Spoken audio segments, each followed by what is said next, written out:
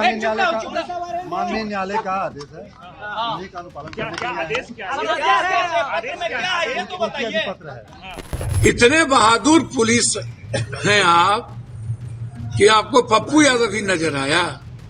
मुझे शंका है कि रात में ये लोग सिविल में आए थे, हमारी एक भी घाट नहीं थी, सब ऊपर में था, ये लोग गोली भी चला सकते थे और मुझे शंका है कि ये लोग मरवा भी सकते। बिहार की सियासत में शनिवार की सुबह एक बड़ी हलचल लेकर आई है। पूर्णिया से सांसद पप्पू यादव को बीती रात पटना पुलिस ने गिरफ्तार कर लिया। गिरफ्तारी कोई आम नहीं थी। करीब 3 घंटे तक चले हाई वोल्टेज ड्रामा, बेहोशी और समर्थकों के भारी विरोध के बाद पुलिस उन्हें ले जा सकी। फिलहाल उनकी तबीयत बिगड़ने के बाद उन्हें पटना के पीएमसीएच अस्पताल में भर्ती कराया गया है। 31 साल पुराने मामले ने बिहार की राजनीति में उबाल ला दिया है। ये तस्वीरें पटना के सबसे बड़े सरकारी अस्पताल पीएमसीएच की है, जहां सांसद पप्पू यादव को शनिवार सुबह लाया गया। गिरफ्तारी के दौरान हुई धक्का मुक्की और तनाव के कारण उन्हें तेज सिर में दर्द और घबराहट की शिकायत थी। डॉक्टर के मुताबिक उनकी धड़कनें बढ़ी हुई थी और उन्हें मेडिकल ऑब्जर्वेशन में रखा गया है। लेकिन अस्पताल पहुंचने से पहले की कहानी और भी ज्यादा नाटकीय है। तस्वीर का दूसरा पहलू शुक्रवार देर रात का है। घड़ी में 12 बज रहे थे जब पटना पुलिस की भारी भरकम टीम पप्पू यादव के आवास पर धमक पड़ी। मामला 31 साल पुराना है। आरोप है कि पप्पू यादव ने धोखे से एक कमरा किराए पर लिया था और इसी केस में पटना की विशेष अदालत ने उनके और 2 अन्य आरोपियों के खिलाफ गिरफ्तारी वारंट जारी किया था। पुलिस जब वारंट लेकर पहुंची तो वहां जमकर ड्रामा हुआ। पप्पू यादव और पुलिस के बीच तीखी बहस हुई और करीब 3 घंटे तक चले इस हाई वोल्टेज ड्रामे के दौरान पप्पू यादव बेहोश भी हो गए, जिससे समर्थकों का गुस्सा 7वें आसमान पर पहुंच गया। आखिरकार भारी मशक्कत के बाद पुलिस उन्हें गिरफ्तार कर अपने साथ ले गई। मामले पर अब राजनीतिक प्रतिक्रियाओं की बाढ़ आ गई है। राहुल गांधी ने एक्स पर प्रतिक्रिया देते हुए लिखा, पटना में नीट की आकांक्षी छात्रा की संदिग्ध परिस्थितियों में हुई मौत और उसके बाद पूरी कार्रवाई ने एक बार फिर सिस्टम की गहरी सड़ांध को उजागर कर दिया है। पीड़ित परिवार ने जब निष्पक्ष जांच और न्याय की मांग की तो वही पुराना भाजपा एनडीए मॉडल सामने आ गया। केस को भटकाओ, परिजनों को प्रताड़ित करो और अपराधियों को सत्ता का संरक्षण दो। इस बेटी के लिए न्याय की आवाज बनकर साथी सांसद पप्पू यादव जी मजबूती से खड़े हुए। आज उनकी गिरफ्तारी साफ तौर पर राजनीतिक प्रतिशोध है, ताकि जवाबदेही मांगने वाली हर आवाज को डराया या दबाया जा सके। सबसे चिंताजनक तथ्य ये है कि घटना किसी एक मामले तक सीमित नहीं दिखती। ये एक भयावह साजिश है और खतरनाक पैटर्न की ओर इशारा करती है, जहां और भी बेटियां शिकार बन रही हैं और सत्ता इस खौफनाक सच्चाई से आंखें मूंद कर बैठी है। ये राजनीति नहीं, इंसाफ का सवाल है। ये बिहार की बेटी की इज्जत और सुरक्षा का सवाल है। भीम आर्मी चीफ चंद्रशेखर आजाद ने इसे नीतीश सरकार की क्रूर मानसिकता बताया। उन्होंने सोशल मीडिया पर लिखा, रात के अंधेरे में पूर्णिया के लोकप्रिय सांसद पप्पू यादव की गिरफ्तारी बिहार के एनडीए सरकार की डर, दमन और बदली की राजनीति का खुला ऐलान है। जो सत्ता जनता के सवालों से घबराती है, वही सत्ता आधी रात को जन नेताओं को निशाना बनाती है। ये कानून का राज नहीं बल्कि सत्ता का अहंकार है। बीमारी के बावजूद एक जननेता को इस तरह निशाना बनाना सत्ता की संवेदनहीनता और क्रूर मानसिकता को उजागर करता है। बिहार की जनता सब समझ रही है। तानाशाही के खिलाफ ये लड़ाई और तेज होगी। कांग्रेस सांसद प्रियंका गांधी ने भी मामले पर एक्स पर प्रतिक्रिया देते हुए लिखा, पटना के हॉस्टल में नीट की तैयारी कर रही छात्रा के साथ रेप और हत्या का मामला झकझोर देने वाला है। यह केस सामने आने के बाद सरकार का रवैया उससे भी ज्यादा खौफनाक है। एफआईआर दर्ज होने से लेकर जांच और कार्रवाई तक सब कुछ संदिग्ध बना दिया गया। ये सब किसे बचाने के लिए किया जा रहा है?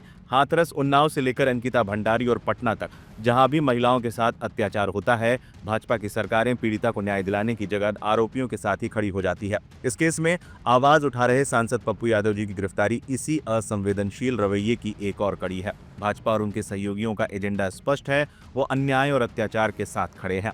वहीं पप्पू यादव ने खुद इसे नीट मुद्दे पर सरकार को घेरने की सजा बताया। उन्होंने एक्स पर लिखा, बहुत शानदार बिहार पुलिस, हम नीट छात्रा न्याय की लड़ाई लड़े, बिहार पुलिस के पेट में दर्द हो गया। हमें गिरफ्तार करने पटना आवास पर पहुंच गई, लेकिन इससे पप्पू यादव ना झुकेगा ना चुप होगा। बेईमानों की कारगुजारियों को बेनकाब करके रहेंगे। जेल भेजो या पप्पू यादव को फांसी दे दो, रुकेगा नहीं।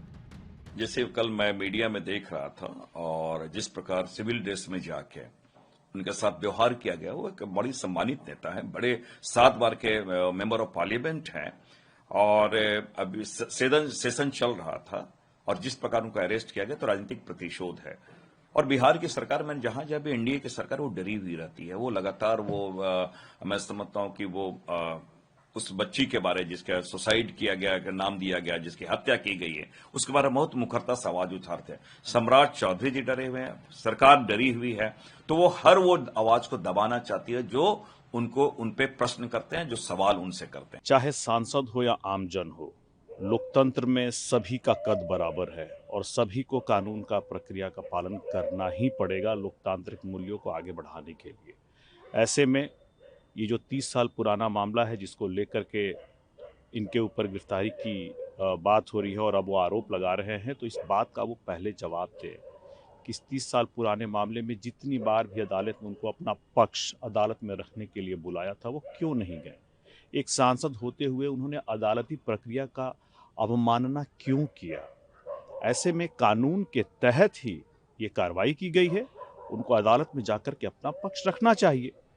आपको गिरफ्तार होने का मतलब ये नहीं कि आपके ऊपर आरोप सिद्ध हो गया या आपको कोई सजा दी जा रही है। आपने अदालती प्रक्रिया को फॉलो नहीं किया, अदालत ने कई बार जब सम्मन किया तो आप नहीं गए, तो अदालत ने आपको बुलाया है और आपको जाकर के अपना पक्ष रखना है। जाके अपना पक्ष रखिए और अदालत जो भी फैसला ले उसका सम्मान कीजिए। देखिए, सरकार में बैठे लोग जानबूझकर विरोधियों को तकलीफ देने का काम करते हैं। पप्पू यादव गरीबों के मसीहा के रूप में जाने जाते हैं। वो कई बार निर्दल चुन के आते हैं, कई बार के सांसद हैं।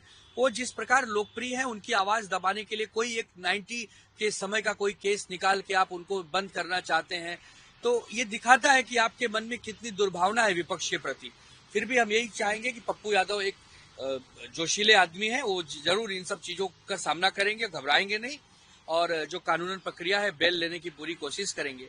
लेकिन ये दिखाता है कि चाहे हेमंत सोरेन हो, अरविंद केजरीवाल हो, संजय राउत हो, चाहे और भी विपक्ष के नेता हो, इनको परेशान किया जाता है, इनको जेलों में ठूसा जाता है। बाद में ये बेल पर बाहर आते हैं कि तब तक बहुत पानी बह चुका होता है, बहुत समय नष्ट हो चुका होता है। सरकार के जो लोग हैं उनके ऊपर जो मुकदमे आज तक उसका निवारण नहीं हो रहा है। दर्जनों की संख्या में उनके वर्तमान सांसद विधायकों पर केस है, लेकिन क्या मजाल है ईडी, सीबीआई या सीआईडी की जो उनको पकड़ ले। लेकिन विरोधी के ऊपर अगर एक एजेंसी भी है तो पहले उसको उठा के जेल में डालो। ठीक है, आज आपकी सत्ता है, आज आपकी सरकार है, लेकिन पप्पू यादव का जो चरित्र है, जो लोगों के बीच में उनकी लोकप्रियता है, वो कभी किसी से छुपी नहीं है। हमें लगता है कि उनको न्याय जरूर मिलेगा।